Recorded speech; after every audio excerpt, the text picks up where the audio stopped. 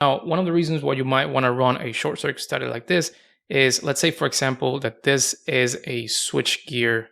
This 13.8 kV bus is actually a switchgear. That switchgear is going to have a rating of the amount of fault current that it can withstand during a fault. So for example, there might be a rating for this switchgear of 50 kA, and you want to make sure that during the absolute worst case fault in that switchgear, that you're not going to exceed the ratings of the switchgear. That's one of the applications where you might want to run a short circuit study like this. And just as another example, for example, I had a project in which we had two switchgear tied by a tiebreaker, and we found out that if you paralleled the two transformers, the fault current level was too high for any one switchgear to withstand that. So we had to implement an interlocking system where the transformers could not be paralleled, such that if there was a fault at the switchgear, we wouldn't exceed its rating.